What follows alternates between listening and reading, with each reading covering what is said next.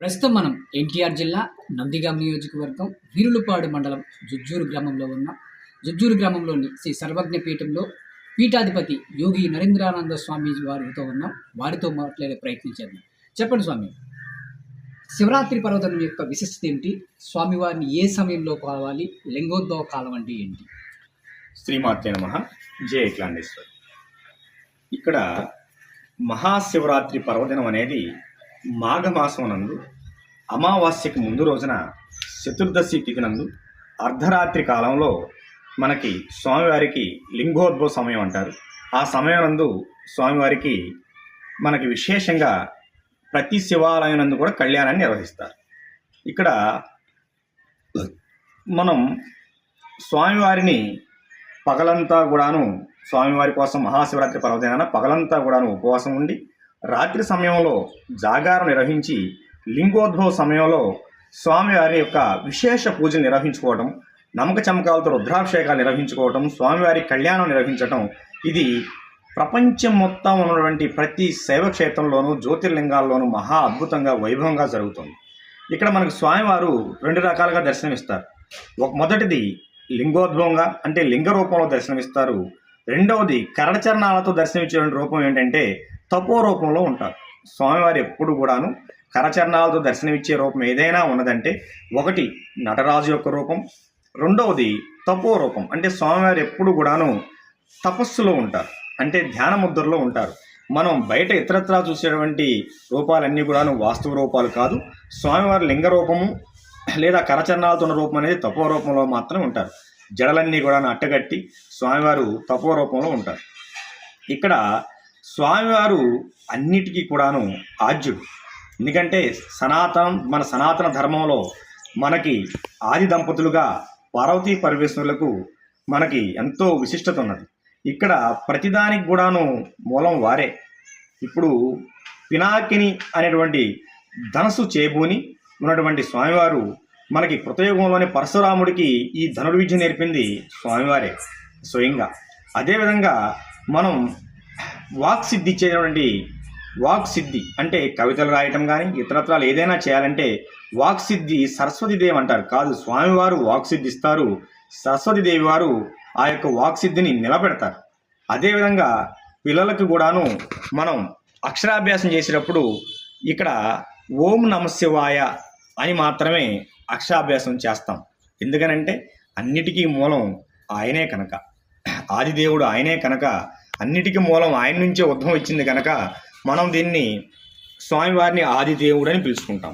ఇక్కడ శ్రావణ మాసం బహుళ అష్టమి రోజున కృష్ణుడు అవతారాన్ని ఇచ్చాడు. అక్కడి నుంచి 6 నెలలు పూర్తయిన తర్వాత 6 నెలలకి మాఘమాసం నందు అమావాస్య తిథి ముందు రోజున చతుర్దశి తిథి నాడున మనకి స్వామివారు అర్ధరాత్రి సమయంలో జ్యోతిర్లింగంగా దర్శనమిస్తారు. ఒకానొక సమయంలో బ్రహ్మదేవుడికి విష్ణుమూర్తికి అహంకారంతో కూడినటువంటి ఒక వాగ్వాదం చోటు చేసుకుంటుంది. నేను గొప్ప అంటే నేను గొప్ప. చతుర్ముఖి అయినటువంటి బ్రహ్మ మనకి సర్వాన్ని సృష్టిస్తాడు. విశ్వం మొత్తం కూడాను వ్యాపించి ఉన్నవాడు విష్ణుమూర్తి. వారికి మాయపోని అహంకారానికి లోలై నేను గొప్ప అనే వాగ్వాదాన్ని చోటు చేసుకున్నప్పుడు వారి మధ్య ఒక అద్భుతమైనటువంటి ఒక స్తంభం దర్శనమిస్తుంది, జ్యోతి స్తంభం. అదే జ్యోతిర్లింగం.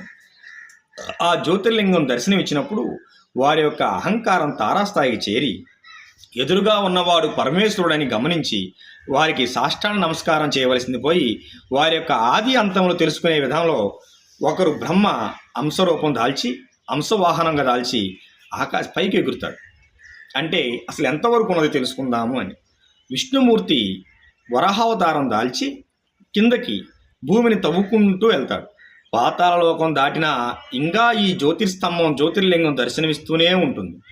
ఇక స్వామివారి అంతవరకు వెళ్ళి ఇంకా మనం ఎంత దూరం వెళ్ళినా దర్శనమిస్తూనే ఉన్నారు కనుకని అప్పటికే కొన్ని దివ్య సంవత్సరాలు గడిచిపోయినాయి కనుక స్వామివారు విష్ణుమూర్తి పైకి వచ్చేశారు. ఎందుకంటే విష్ణుమూర్తి వారిని మాయ పెద్దగా ప్రభావితం చేయలేదు, ఎక్కువసేపు ప్రభావితం చేయలేదు. కానీ రజోగుణం కలిగినటువంటి బ్రహ్మ అంటే రజోగుణం అంటే ఎరుపు రంగు, బ్రహ్మ ఎక్కడున్నా కూడా సృష్టి అనేది ఎరుపు రంగును చూపిస్తుంది కనుక రజోగుణానికి లోనైనటువంటి బ్రహ్మ ఆకాశానికి వెళ్ళి పైకి అంశతో వెళ్ళి కొన్ని దివ్య సంవత్సరాలు ప్రయాణం చేసి అలిసిపోయి అక్కడ నిలబడి చూస్తున్నప్పుడు పైనుంచి ఒక మొగలి పువ్వు కిందకు వస్తూ ఉంటుంది. ఆ మొగలి పువ్వుని బ్రహ్మ ఆపి పైన స్వామివారి యొక్క శిరస్సును నువ్వు చూసావా అని ప్రశ్నించినప్పుడు అవును చూశాను, నేను అక్కడి నుంచే వస్తున్నానని సమాధానం ఇస్తుంది. అయితే ఎంత దూరాన ఉన్నారు అని అడిగినప్పుడు నేను కొన్ని వేల దివ్య సంవత్సరాల నుంచి కింద ప్రయాణం చేస్తూనే ఉన్నాను స్వామివారి శిరస్సు మీద నుంచి, నేను ఇంతవరకు మొదలు చేరుకోలేకపోయాను అన్నప్పుడు బ్రహ్మ ఆ యొక్క మొగలి పువ్వుని నీవు నాకు అనుకూలంగా సమాధానం చెప్పాలి అంటే సాక్ష్యం చెప్పాలి అని మొగలి పువ్వుని కోరగా బ్రహ్మదేవుడు అంతటి వాడు అడిగినప్పుడు ఎదురు చెప్పలేక సరైన తలూపం జరుగుతుంది. అక్కడ సురభి అనే ఒక గోమాత దర్శనమిస్తుంది. తనను కూడా తనకు అనుకూలంగా సమాధానం చెప్పమని అడగగా బ్రహ్మదేవుడు అంతటి వాడికి ఎదురు సమాధానం చెప్పలేక సరేనని చెప్తుంది. ఇద్దరు కూడాను కిందకు వచ్చినప్పుడు కింద నుంచి విష్ణుమూర్తి పైనుంచి బ్రహ్మ కిందకు వచ్చినప్పుడు ఇద్దరు తారసపడ్డప్పుడు విష్ణుమూర్తి వారు నిజం చెప్తారు, నేను కింద చూడలేకపోయాను, ఎక్కడ ఆది అనేది నేను చూడలేకపోయాను అన్నప్పుడు బ్రహ్మదేవుడు నేను అంతాన్ని చూశాను, పైనుంచి ఇదిగో సాక్ష్యం అని చెప్పి మొగలి పువ్వును సురభి అనే గోవుని ప్రవేశపెడతాడు. అప్పుడు మనకి మొగలి పువ్వు బ్రహ్మదేవునికి అనుకూలంగా సాక్ష్యం చెప్తుంది. సురభి అనే గోమాత మనస్కరించకపోవటం వలన తలతో నిజమే అని చెప్పి వెనక పృష్ఠభాగంతో బ్రహ్మదేవుడు చెబుతుంది అబద్ధం అని చెప్పని చెప్తుంది. కనుక గోమాతకి ఎప్పుడు కూడా పృష్ఠభాగంలో మాత్రమే పూజ, శిరస్సుకి ఎవరు కూడా పూజ చేయరు. అప్పుడు శివయ్య దర్శనమిచ్చి రజోగుణ సంపన్నుడైన బ్రహ్మకి భూలోకంలో ఎక్కడా కూడాను ఎటువంటి పూజలు అంటే ప్రత్యేకమైన ప్రార్థనా మందిరాలు అంటే దేవాలయాలను ఉండకూడదని ఆయన గారికి ఒక నిర్ణయాన్ని ప్రకటిస్తాడు. అంటే అది శాపం అనుకోండి వరం అనుకోండి, ఆ యొక్క నిర్ణయాన్ని ప్రకటించి మొగల పువ్వు ఏకలాండేశ్వరి ఈ యొక్క మాఘమాసం చతుర్దశి తిథి నందు అంటే అమావాస్యకి ముందు రోజు చేసేటువంటి చతుర్దశి తిథి నందు మహాశివరాత్రి పర్వదినాన్ని ప్రపంచం మొత్తం కూడాను ఈ యొక్క మహాశివరాత్రిని పురస్కరించుకొని శివాలయాల్లో విశేషమైన పూజలు జరుగుతూ ఉంటాయి.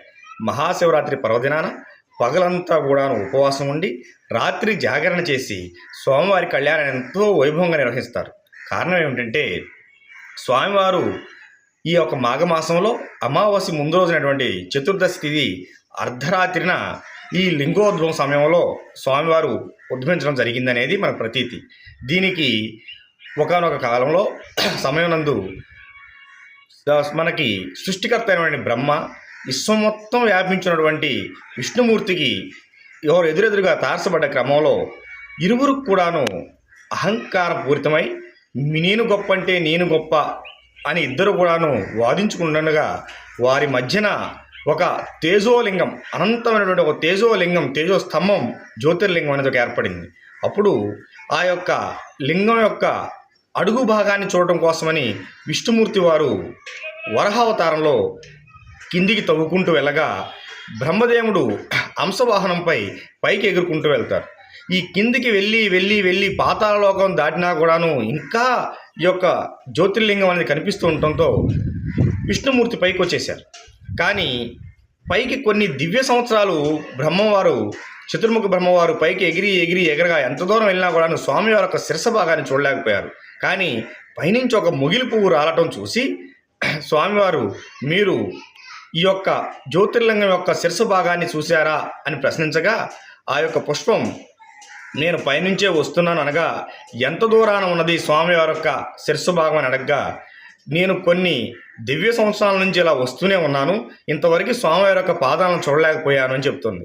అప్పుడు బ్రహ్మవారు ఆ యొక్క పుష్పాన్ని నా తరపున నేను స్వామివారి యొక్క పై స్థానాన్ని చూసినట్లుగా నాకు సాక్ష్యం చెప్పాలని అడగగా బ్రహ్మకు ఎదురు చెప్పలేక మొగిలి పుష్పం సరే అంటుంది. అదే సమయంలో అక్కడ తారసపడ్డటి సురభి అనే పేరు గలటువంటి ఆవును కూడాను తమకు సాక్ష్యం అనుకూలంగా చెప్పాలని బ్రహ్మదేవుడు కోరగా ఆవు గోమాత కూడాను సరే అని తల ఊపుతోంది. ఇద్దరూ మళ్ళీ బ్రహ్మ కూడా కిందికి దిగిరాగా విష్ణుమూర్తిని మాయ ఎక్కువసేపు కవిలి ఉంచలేదు కనుక విష్ణుమూర్తి నిజం ఒప్పుకుంటాడు. నేను పాతాళ లోకం వరకు వెళ్ళాను, అక్కడ నాకు స్వామివారి యొక్క అధస్థానం మొదటి స్థానం అనేది నాకు కనిపించలేదు, ఆది అంతాలని నాకేం కనిపించలేదని చెప్తాడు. కానీ బ్రహ్మదేవుడు ఈ యొక్క పుష్పంతోనూ ఈ సురభి అనే ఆవుతోనూ దొంగ సాక్ష్యాలు చెప్పిస్తారు స్వామివారి ముందు. సో అప్పుడు ఆవు అబద్ధం చెప్పడం ఇష్టం లేక బ్రహ్మదేవుడికి ఎదురు చెప్పలేక తలతో అబద్ధం చెప్పి వెనక పృష్ఠభాగంతో నిజం చెబుతుంది బ్రహ్మదేవుడు చూడలేదు అని. కనుక నాటి నుంచి గోవుకి పృష్ఠభాగం నందే పూజ, శిరసనందు ఎటువంటి పూజ ఉండదని శివయ్య వారికి శాపం ఇవ్వడం జరిగింది. అదేవిధంగా మొగలి పువ్వు కూడాను కేవలం మాతృమూర్తుల తలలో అలంకరణ తప్ప ఏ పూజకి పనికి రాకుండా శాపగ్రస్తురాలు అయిపోయింది. ఇక్కడ మీరు ఒక విషయాన్ని గమనించాలి. విష్ణుమూర్తి త్రవ్వుకుంటూ కిందకెళ్ళటం, బ్రహ్మదేవుడు ఎగురుకుంటూ పైకెళ్ళటం అంటే గతాన్ని తవ్వుకుంటూ మనం ఎంత వెళ్ళినా ఉపయోగం లేదు. గతం తాలూకు బాధలు కావచ్చు, మరొకటి కావచ్చు, వాటి యొక్క ఆలోచనలు పక్కకు పెట్టాలి.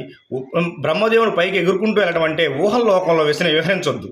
మీరు వర్తమానంలో జీవించి ఏదైతే నిజమైతే ఉన్నదో దాన్ని అనుసరించి సత్య మార్గంలో మనం ప్రయాణం చేస్తే మనకి గమ్యం తొందరగా చేరుతాం. ఆ యొక్క పరమేశ్వరుడు యొక్క ఆశీస్సులు మనకు ఎల్లప్పుడూ ఉంటాయని ఈ యొక్క కథ మనకు తెలియజేస్తుంది. ఇక్కడ అహంకారపూరితమైన బ్రహ్మ విష్ణులు ఒకరు పైకి ఒకరు కిందకు వెళ్లకుండా మనకు తారసపడ్డవాడు పరమేశ్వరుడు సర్వేశ్వరుడు అని చెప్పి అక్కడే నమస్కరించినట్లయితే స్వామివారు మనకి వారికి అక్కడే దర్శనం ఇచ్చేవారు. కనుక ఇది మనకి యావన్ లోకానికి ఇదొక సందేశం. మీరు గతాన్ని తవ్వుకోవద్దు, ఊహల లోకంలో విహరించొద్దు, వర్తమానంలో జీవించి సరైన మార్గంలో వక్రత లేకుండా సరైన మార్గంలో ప్రయాణించి మీ యొక్క గమ్యాన్ని త్వరగా చేరుకుంటారనేది మనం తెలుసుకోవాల్సిన విషయం. శ్రీమాత్రే నమః. జయ అఖిలాండేశ్వరి.